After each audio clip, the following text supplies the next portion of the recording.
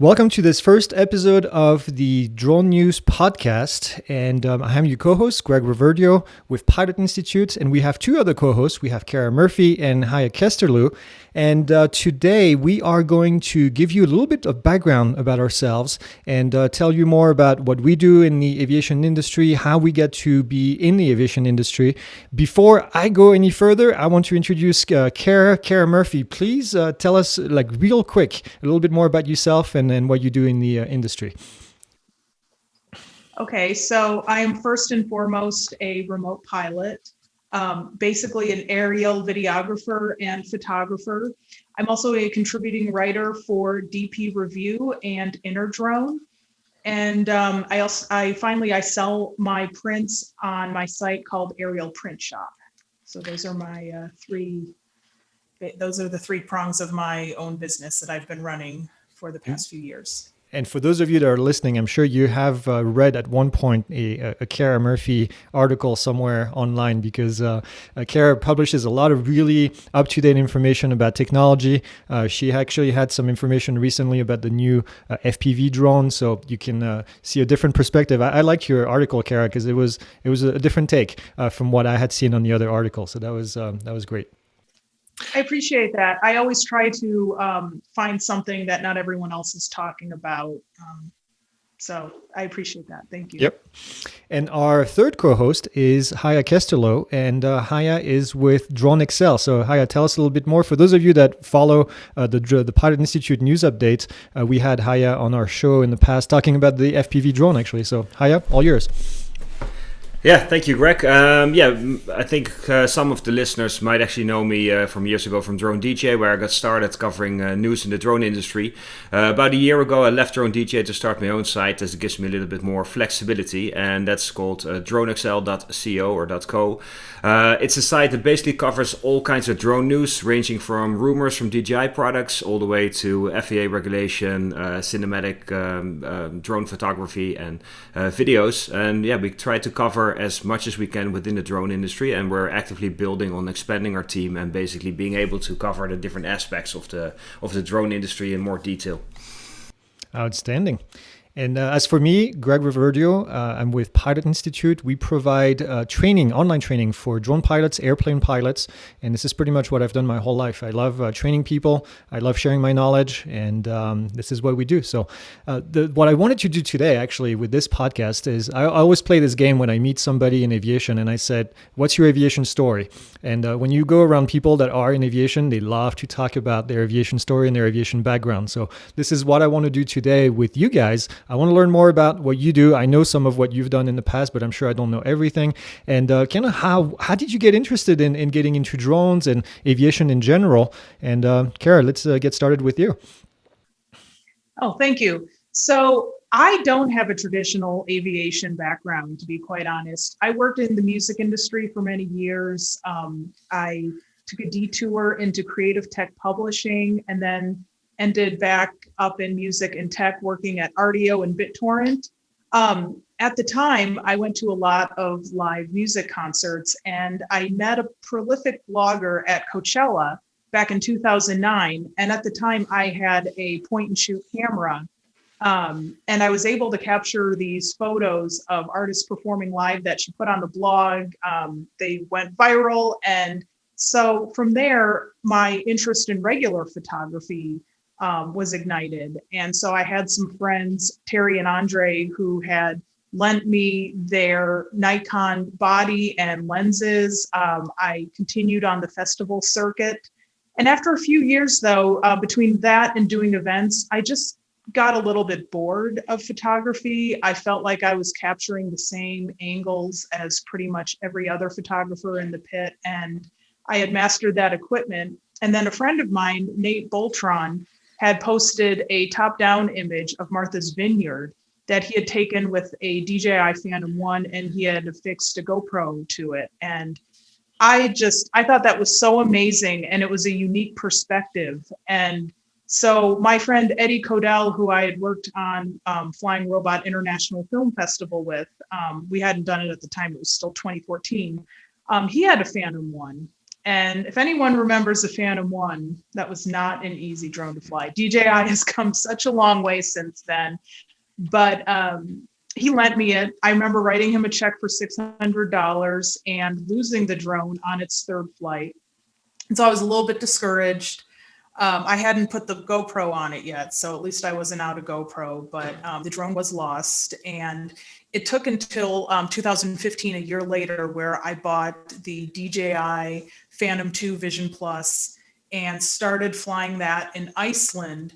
And from there, Eddie connected with me and he said, hey, I want to do the world's first international drone film festival. I need your help with marketing and getting the word out. So we did that. We had 2 showings that were sold out. And from there, I just started taking photographs. I just loved it. And the moment I knew that aerial photography was going to be a completely different career trajectory for me compared to just regular photography was when I took a top down of Lombard Street. And I had dozens of people messaging me, how do I buy a print of this? How do I get this? I had never had that. And that was a crazy moment because I didn't have a print shop or a website where that could have been for sale. And all these San Francisco blogs were covering the image. And but from there, I did photography, and then I started consulting with Drone Deploy. They hired me on to help build their community. And so from there, I've been doing marketing for brands, writing, but then also getting out with brands like Intel, brands big and small, and doing remote pilot work. I've gone to football camps and flown my drone in close proximity to students who are getting ready to get recruited to college teams, just a lot of different adventures, but it's something that I never get tired of.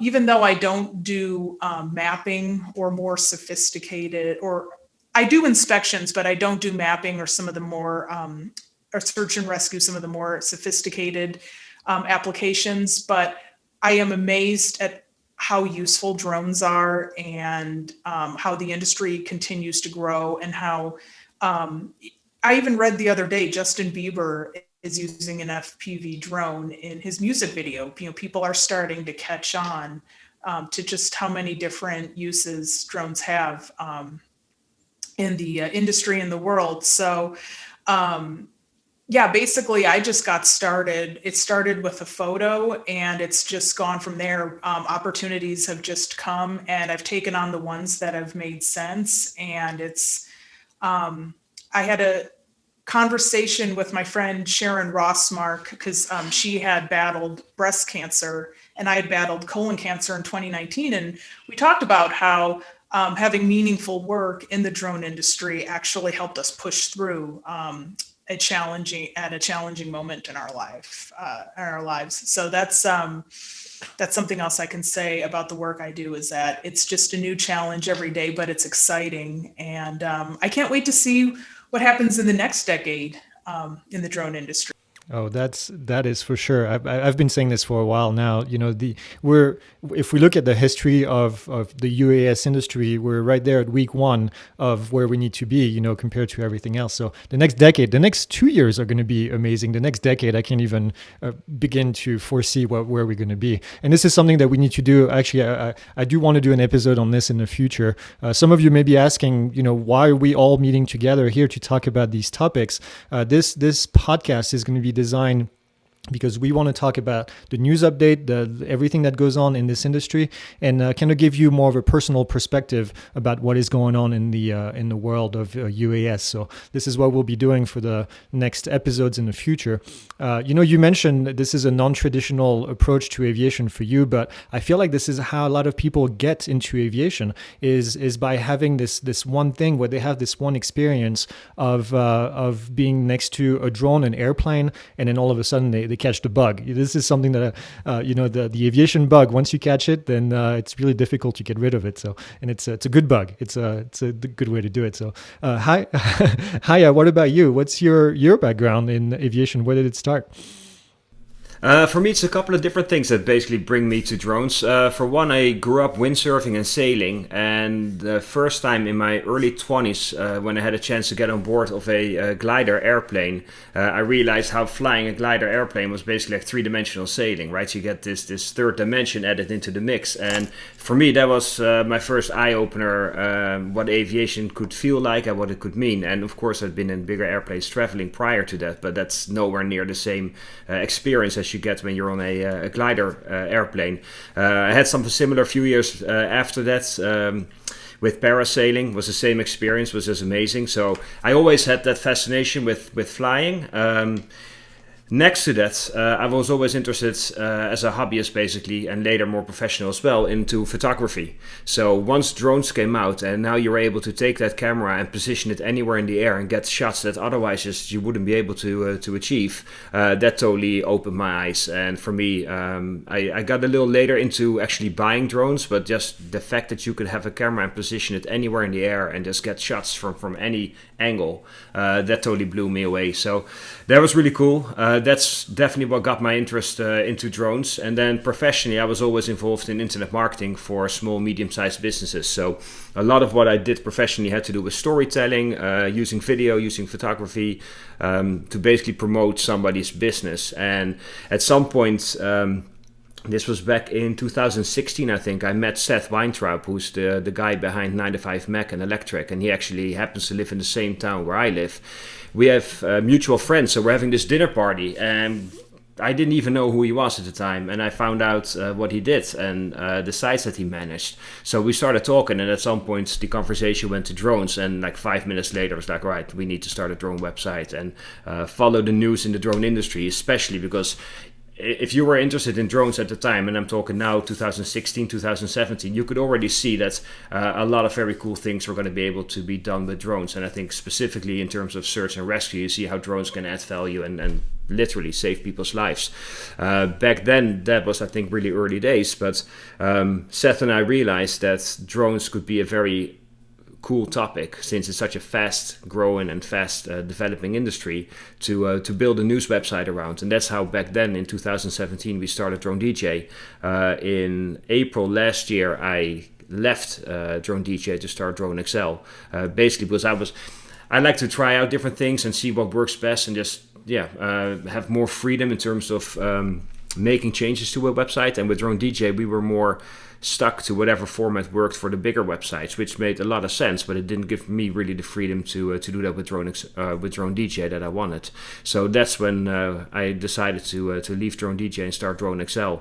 But yeah, I think that drones is one of the most interesting industries right now to be covering, as there's so many different ways that drones are being very useful, very helpful, saving people's lives, also helping in optimizing other industries. For instance, if you look now with Corona and COVID-19, if you take a look at the different, like Zipline, for instance, how they're using drones to make vaccine deliveries in otherwise hard to reach and remote areas, you can see how drones have this massive potential. And I think to cover that is interesting. I think a lot of people find it very interesting, and that's basically what motivates me to keep going with DroneXL. Awesome. Well, that's a really cool background. The fact, this one meeting with this one person making this big change for you, starting a website and then and doing this for a living, that's pretty cool. As far as my background is aviation flight training. That's pretty much what I've done my whole life. I started when I was a kid. When I was 4 or 5 years old, I was telling my parents I want to be an airline pilot. My uncle was an airline pilot for Northwest. He was flying 747s, and he was kind of the one that gave me that bug of aviation. And I always wanted to be like him. I wanted to be an airline pilot and fly 747s. And when I was a kid, my dad was in the Air Force, in the French Air Force. I grew up in France, and he was on base all the time. And on Wednesdays, I would go to the Air Force base with him. And I remember just waiting on a taxiway to get to his office, and then you would see a Mirage airplane just driving by, the equivalent of the F-16 in the U.S., and just seeing these airplanes flying around all the time. That was just, the seed that I needed to want to do this. So I went to school. I came to the U.S. to be an airline pilot. I did all my training, became a commercial pilot, became a flight instructor, did this for a while. And then right around that time, 9/11 happened. And 9/11, as you may imagine, kind of put a big damper on jobs, and especially jobs for someone like me who wasn't a U.S. citizen. So I had to kind of go a different route. I went into the management route. I did all the jobs that I could for the university that I was at, and I ended up working for them for 13 years and managing the flight training program there and making my way up. And at one point I had a boss, and I love telling that story because it was kind of a telling of what was going to happen in the industry in the future. At the time, we were competing with UND and Embry-Riddle and the big universities out there. And UND had started a drone program. And this was probably 2010, 2012, around that time, before DJI was even in the picture, doing the Phantom 1 like you were talking about. And I remember telling my boss, we need to start a drone program here at our university because it's going to be too late by the time UND takes over the entire world. They had so much equipment. They were doing a lot of military drones at the time.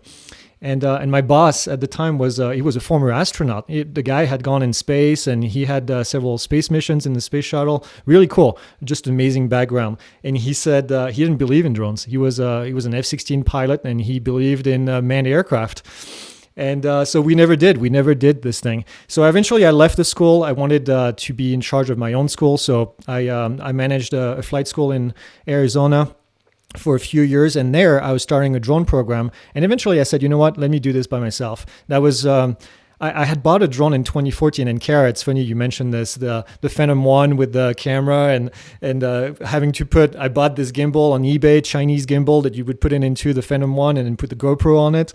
I did all this. And then I went to the Grand Canyon. I live an hour and a half away from the Grand Canyon.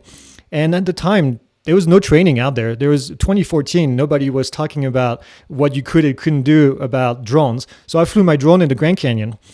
And you can imagine what happened next. I get pulled over. Somebody reported it, and I had no idea. Quite frankly, I had no idea. I wasn't trying to be nefarious or anything. And I get a ticket. I think I got a ticket for $50 or $60 because I was flying my drone in the Grand Canyon. And from here, I got to thinking. I was like, if a trained pilot can't even figure out the fact that we can't fly in the Grand Canyon, there's a lack somewhere of education. And that's when I get the idea of, hey, how can we help drone pilots to do this kind of stuff? So all these things that had happened in my life before that, the fact that UND was starting their big drone program and drones were really like in the news all the time, I saw the opportunity to help educate people. So I did my first drone course for Part 107 in 2016 when it came out, and then eventually built Pilot Institute with my business partner, and the rest is history. We've been just going strong ever since. But it's interesting that we all have this one thing that made us really interested about either drones or aviation, and then all of a sudden, this is what you want to do because it's just so captivating. And I remember when I got interested in aviation, I always thought, man, I would have loved to be one of the pioneers and be out there in one of those airplanes for the first flights, for the first, cross country, first whatever.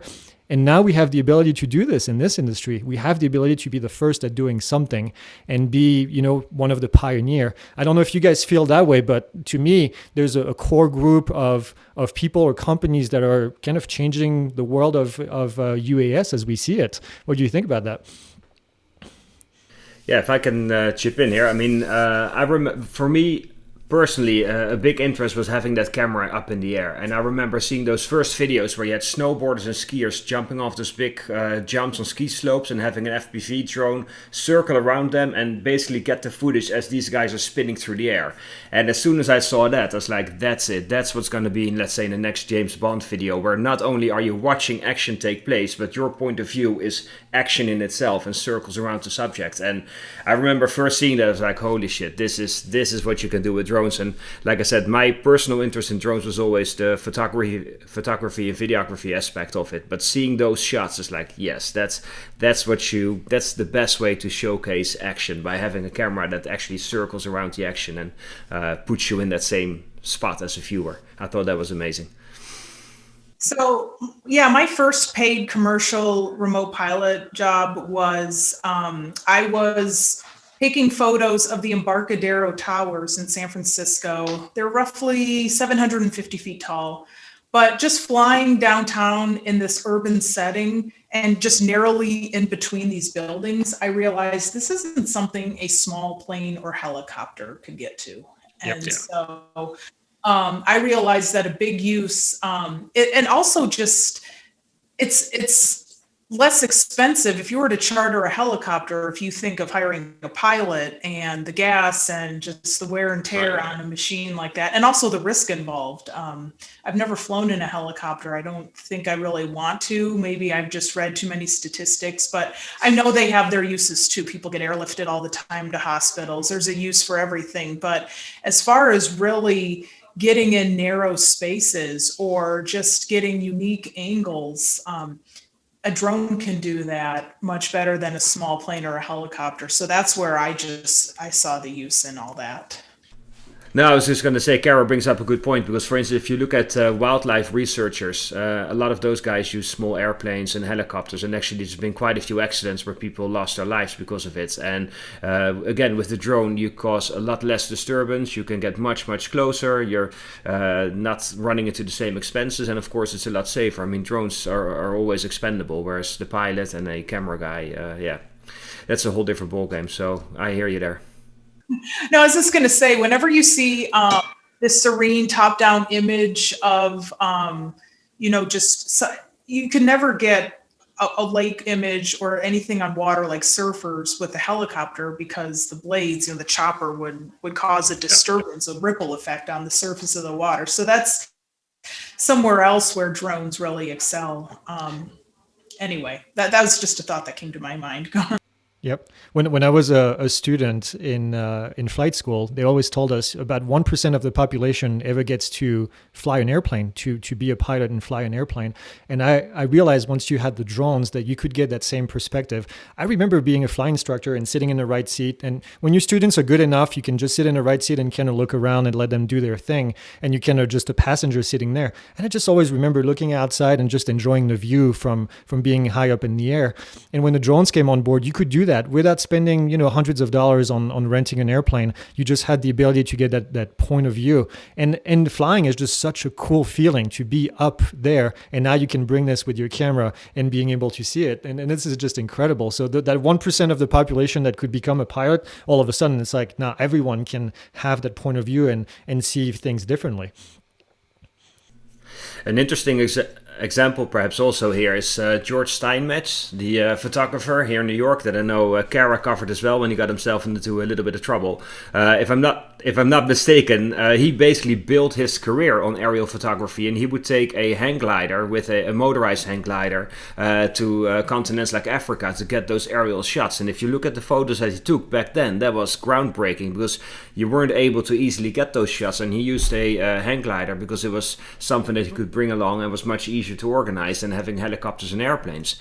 Those kind of images you can now take with a drone, and it opened up a whole new world for many more people. And I confess I'm afraid of heights. So flying an unmanned aerial vehicle to get these shots is just so much more appealing. It is. He's great for getting on the hang glider. There's a reason he has the career he has, because he's willing to take all the risks, and I really admire him for it. And just the nicest guy. I'm glad that they dropped the case, though. I'm really just an update. I'm glad to hear that, because he's a really good guy, and he needs to cover those COVID burials, and that's what photojournalism is all about, is exposing the uncomfortable truths. So. Yeah. And for those of you that are not familiar with what we're talking about here, this photographer in New York was taking pictures of the burial sites on an island in New York, and Haye, you may know the name of the island, I don't, but and then he got in trouble. Yeah, it's called Hart Island, which I believe is officially part of the Bronx, so it's within the city limits. Even though this is not in Manhattan or anything like that, it's way outside of on the border of New York City, basically. But officially, you're not allowed to take off and land with an aircraft within the city limits, and that includes drones, and it also includes the Bronx. So George Steinmetz, he flew his drone from City Island, which is part of the Bronx, across the Long Island Sound to Hart Island. And Hart Island is an interesting island as well, because I think there's over 1 million people that have been buried there during the last couple of 100 years, even. So people that where they weren't able to trace their any relatives. Typically were buried there, and apparently a lot of COVID victims ended up being buried there as well. So it was definitely a newsworthy story. However, him flying from within the city limits, made it an offense, I guess. So he got into a little bit of trouble, but ultimately, like Garrett pointed out, the case was dropped, and I think he even got his drone back. So he's in good shape again, but. New York is an interesting place to fly. It's not easy to fly in New York City at all. Well, I think the upside of him getting busted, well, not busted, but of what happened and just the press that it got is that they are now working on legislation, because I think everyone can agree that the laws are not only confusing in the greater New York City area, but they're draconian and they're way too much. And it's It's a very old rule. It's called Aviate, right? It's the Aviate law of New York, and that's applied to drones because drones can fly. But really, it was never really intended for drones. So yeah, if you live in New York, difficult place to fly, and make sure that you know where you're flying so you don't get in trouble. This is a question we get actually very often from our students: is where can I fly in New York? So if you have good spots, Haye, make sure you share them. You should do an article on that, sharing the best spots to fly in New York, the safe spots to fly in New York. We have, and there's only 5 designated parks where you're allowed to fly. None of them are within Manhattan itself, which of course that's where people want to fly their drones. Now, of course, Manhattan also is not a great spot to be flying. A lot of high rises, a lot of gusty, windy conditions, issues with GPS interference as well. So if you were going to fly in New York City, you better know what you're doing. However, it's illegal to fly in New York City itself because of this rule, which I think is 7 years old by now. The only way you potentially could do it would be from the water, from a boat, or from the Jersey Shore, basically across the Hudson River. But then you still have to factor in things like line of sight and all that good stuff. So it's not easy to fly in New York at all. However, on the flip side, just to give you an example, New York City, they need to monitor, I think, the exterior of buildings every 5 years. That's a requirement to make sure that all the fascia of the building is in good shape. And it was a year or 2 years ago when actually a piece of a building broke off, fell down close to Times Square and hit an architect on her head, and she actually died as a result. Now, currently, to inspect these buildings, they have to put up scaffolding, and it's all manual inspection, basically. So they do use things like telescopes and binoculars, but for the most part, they build up scaffolding that stays up for years. And you have engineers go up there and inspect these buildings. Now, if you know anything about drones, that's an obvious use case where, of course, drones would make a lot of sense. It could be done much cheaper, much safer, and much faster. This is currently something that's being discussed in New York City to see if drones can be made legal for this kind of work. However, going back to, let's say, the typical tourist who wants to get some awesome pictures of Times Square with the drone, that will probably be a bad idea going forward anyway, no matter what happens with the legal situation there. Yeah, lots of moving vehicles, lots of people out there. And we will do an episode on flying over people and flying over moving vehicles, because that's a big one that's coming up with the new regulation. And we'll get to the new regulation in a minute as well. I had a question for the group. First drone. What was your first drone? The first one that I actually bought myself, not paying a $600 check to a friend because I lost his DJI Phantom 1. I got the DJI Phantom 2 Vision Plus. I remember it had kind of that fisheye effect on all the photos and video I took. So there's a lot of post-processing there.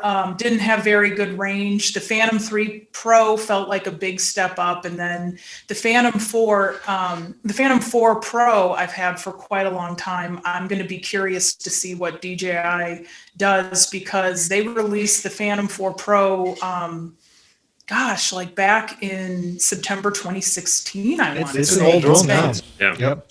Yeah, it's an old drone, but it's still one of the most useful. I like my Mavic 2 Pro as well, but the Phantom 2 Pro and the version 2 uses a full sensor.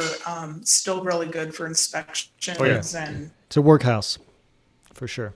So is that what you fly mostly now, Kara? The 2 Pro and then Phantom 4? yeah, so that Mavic 2, I may be using my Mavic 2 Pro for inspection tomorrow that I'm tasked with. So yeah, those are basically it. And then I'm looking forward to Sony's AirPeak drone that's supposed to come out this spring. But either that or an Inspire 3, I'm looking to level up in this coming year and get that. I just always thought the Inspire 1 or Inspire 2 were just a little bit too big to travel with, and they don't have the same range.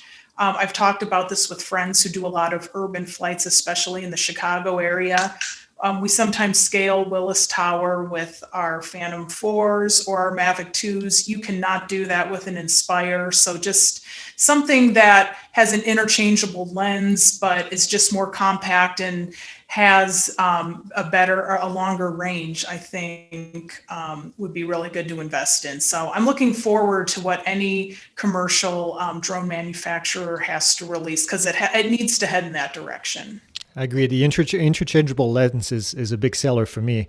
I fly the Inspire 2. That's actually probably my favorite drone in terms of videography, just because of the quality you get out of it. I get 4 lenses for it, and it is just such beautiful end product. I love going with the very wide 2:33:1 ratio and get really wide videos out of it. But I've got pretty much all the DJI products sitting on my shelf right here, because we test them for students. We create courses for students on those drones. So from the Mavic Mini, the Mini 2, the Mini 2. I have a special version that I'm going to not say anything about right now, but I'll be testing it very soon.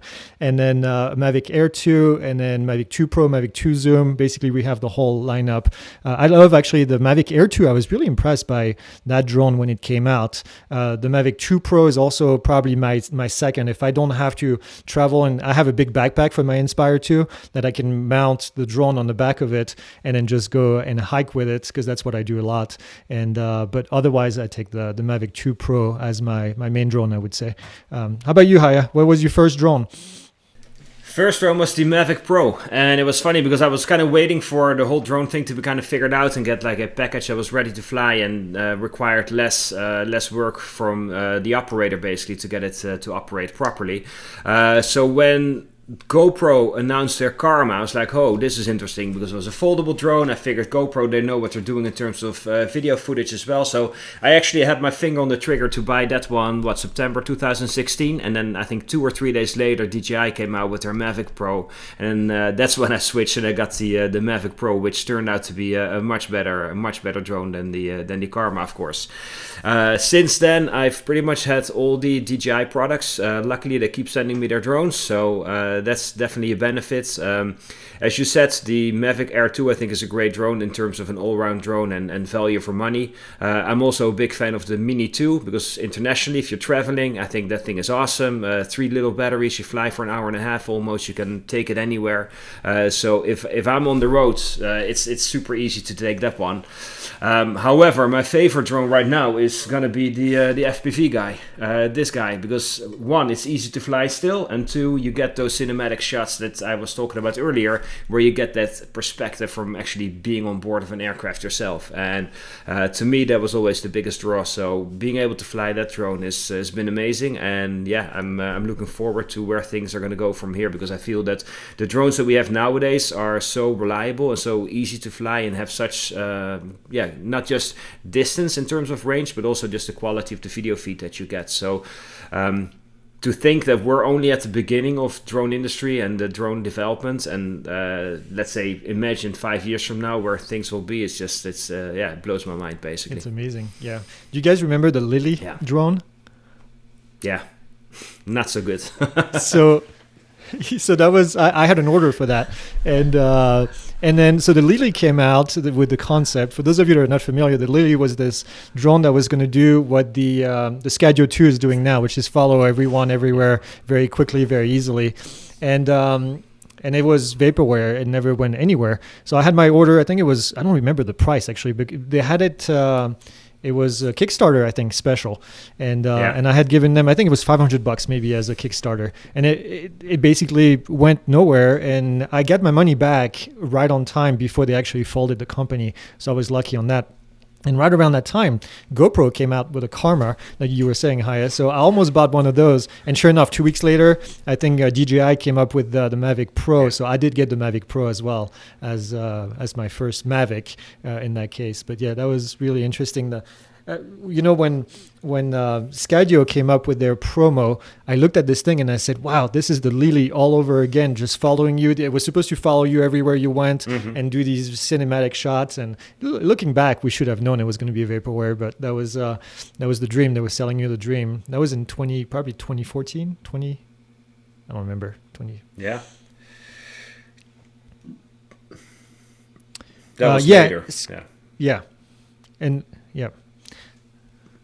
Yeah, so that was... The Skydio R1, I saw that for the first time, I think it was January 2018, when there was the New York Drone Film Festival, and they had one part of it taking place in New Jersey, right across the river, basically from Manhattan. And the team from Skydio was there, Adam Bry was there, they had the Skydio R1, and basically he launched it from his hands, the drone kind of flew away a couple of feet, turned around, and just kind of looked at us and just followed us. And seeing that happen all autonomously was pretty mind-blowing at the time. It was definitely awesome to see, and even though that drone was still kind of a prototype, if you will, compared to the Skydio 2, but just to see the technology and how fast that developed was awesome. Mm-hmm. I agree. You guys want to talk about... Oh, go ahead, Kara. I was going to say, I remember being at DJI's Mavic Pro launch event in New York City. One thing about COVID is I miss the big events DJI throws to introduce drones. But I remember it was 2 weeks after the Karma came out, and that's when it occurred to me that, they're on top of it. Like, I want to see them have competition, but they're still on top of it, and they're still going to protect their stake in it. So anyway, go on, Greg. So do you guys think that other companies, this is a question I get from a student that was asking me if I thought other companies are going to get into the FPV world now that DJI has done that. Do you think this is a market that, to me personally, I think this is a huge market that DJI is super smart getting into and getting an entry-level FPV drone for somebody? Do you guys think somebody else is going to follow through and get one? I would like to see, well, okay, so I think the DJI FPV drone, just something out of the box, that's something that the industry has needed because a lot of us don't like to solder. I tried soldering in 2012 when I was working at BitTorrent. There was a bunch of, just hardcore nerds there, and we had a soldering workshop, and I just did not enjoy it. People that like to tinker may pass on DJI's FPV drone. I'd say the only drawback is that if you do crash it, it's going to be hard to fix. You're going to be sending it in. I mean, that's the drawback. So what I had put in my review is I'm surprised that they didn't build it with more resilient material, like some kind of carbon fiber, a lighter frame. What was his name? James Christensen, I believe. He had that. Did you guys see that video? He used a Cinewhoop drone and flew through the Bryant Bowling Alley. Yeah. Bowling Alley. Yes, Bryant Bowling Alley. He used a Cinewhoop drone. I like that a lot. Just the fact, just the way the propellers are designed, you can bounce off any walls or obstacles. When I tested the DJI Mini 1, I loved that propeller cage. And now I know that the DJI FPV drone has propeller guards. I like the idea of a propeller cage because no matter what direction it's flying, if it collides with an object, it's going to rebound most likely if it's not going too fast. Do I see other companies getting into this? Possibly, yeah, with maybe another type of iteration. But I think people like the effect of flying FPV, but I don't think enough people know how complex it is, just how difficult it is to fly FPV. Your hands are constantly in motion to maneuver, whereas you're traditionally flying a drone, you're shifting here and there, tilting the camera, adjusting the altitude or direction, but FPV, you have to be constantly in motion. And so one of the next articles I'm going to tackle for DP Review is, this is the flight simulator I use. DJI has one, Racing League connected me to theirs as well. I'm going to go through both, but I think a lot of people just need to realize that you can't just go out and fly FPV just because you've flown drones, because it's a completely different experience. And so the only thing that concerns me is that, and DJI makes it difficult to activate manual mode on purpose. When I first got it, I thought, oh, I'll just switch on M and it'll go. No, it doesn't. You got to go into the goggles and go through a few steps, and they do that on purpose. But yeah, I think other companies are going to watch and see how it picks up, and they may see that, hey, you crash one of these things, it's going to go back. What can we build? And DJI may already be thinking about this right now. What can we build that if it does crash, that it may be easily fixable, and someone doesn't need to solder or have the technical knowledge to replace a motor. We just don't know, but I think it's going to surge in popularity just because it's fun, and it's going to, DJI's making it more mainstream. Oh, it's fun. It is so much fun to fly this thing. It's just so much fun. But I have a theory about this. I've seen a lot of people say this thing is not gonna sustain a crash. And yeah, I agree with that. I think it's not designed as strong as the carbon frames and everything. But it has the technology in there.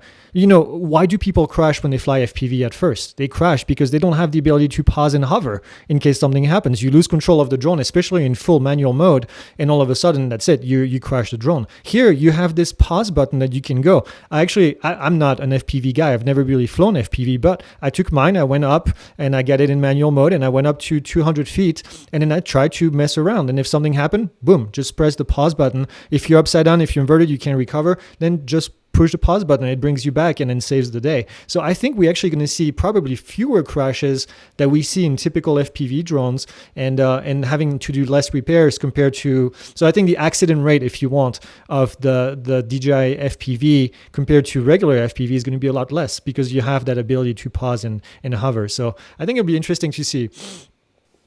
I wasn't suggesting that there's going to be a ton of crashes. I think the point I was getting to was, if you do crash. Yes. Yeah. If you do crash, you can't simply just go repair it. It's not that easy. That's what I meant. I think, yeah, DJI's put in a lot of safety features. They've implemented a lot of different safety features. So yeah, I wasn't suggesting that. I was just saying, in the future, though, there might be some, they're going to come out with a version 2.0. I'm an admin on Drone Community. I'm always reading the threads, and I've heard a few people say, yeah, I'm going to wait for version 2.0 and see how they iterate on it. But for now, it's a phenomenal start, I think. Oh, yeah, it is. I think it's brilliantly smart from DJI to get into FPV. I mean, I think if you look at the FPV community, that's quite a sizable community in itself, right? But I mean, in order to be able to fly FPV, one, you need to figure out what components you need to buy. You need to put the whole thing together, solder it, tune it, make sure it flies. A lot of people don't know where to start when it comes to FPV, based on my experiences talking with drone enthusiasts throughout the years. And then on top of it, flying an FPV drone isn't easy at all either. So it's quite a commitment, right? I mean, just building the FPV drone to start with and then learning to fly is quite a commitment. Whereas I think a lot of people just want that flying experience and may not necessarily want to get their hands involved in actually making the drone. I think that's almost like a different kind of audience. So I think for DJI to open up that world and make it accessible for people who've never flown an FPV drone, who have no interest in soldering and programming their drones themselves, I think it's brilliant. And from a business perspective as well, I mean, yeah, okay, maybe these drones crash. I don't think DJI is going to care about that. They'll sell their care refresh plans. They'll sell new drones. They love it. So I don't think it's a concern from them. having flown the FPV drone now for a couple of weeks, going back to a Mavic is almost boring. Because one, it's not as fast. Two, it's not as fun as fly. You can't bank the turns. Like regular drones become boring all of a sudden when you know you have an FPV drone that's easy to fly, that's safe to fly. Like you pointed out, you can stop any crazy maneuvers right in the middle of them and recover your drone in the middle of the air without crashing it, without having any damage to it. So I think this drone is going to be super popular.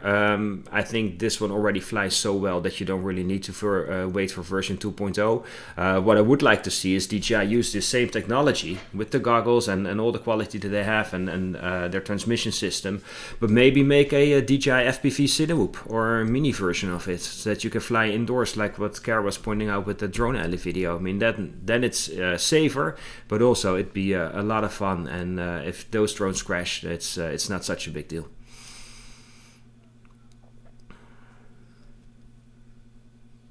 Yeah. Yeah.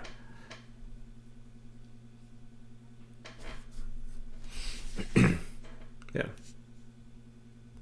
Well, going back to your original question, Greg, about any other drone manufacturers being able to pull this off. I'm not quite so sure if there are any companies out there right now that will be able to make a FPV drone that's ready to fly out of the box. I mean, if you look at the other competition or other drone manufacturers trying to compete with DJI just on, let's say, the level of a Phantom or a Mavic drone, there aren't really that many around either. I mean, yeah, you have the Skydio drone now, but it's not that you can pick from 10 different drones in the same price range with the same specs. Really, you kind of end up with DJI in many cases. So to now see another drone manufacturer come in and actually make a FPV drone that you can fly out of the box, I think is even yet another step. I don't really see any company pulling that off as of yet. Back then I had high hopes for a GoPro, but we saw how much trouble they had. So I think DJI is still on top of everything else for now. I was really hoping you would say that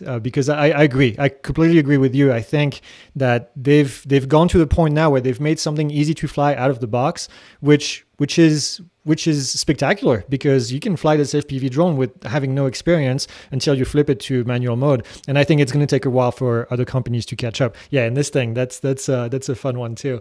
The one hand controller. So, Kara, what were you going to say? I mean, I could see Skydio possibly being a challenger, but I also have seen Skydio and Parrot pivot to more enterprise-related solutions. So, yeah, that they may have decided that that's where they want to focus most of their energy. And did Skydio just raise a Series D? Or, I can't remember. Yeah, they raised I think what, $170 million. But I think Parrot and Skydio, it's interesting, right? Because it really looks like they're moving away from the consumer drone market, and they're focusing on first responders and military and defense, because one, less competition, two, higher margins.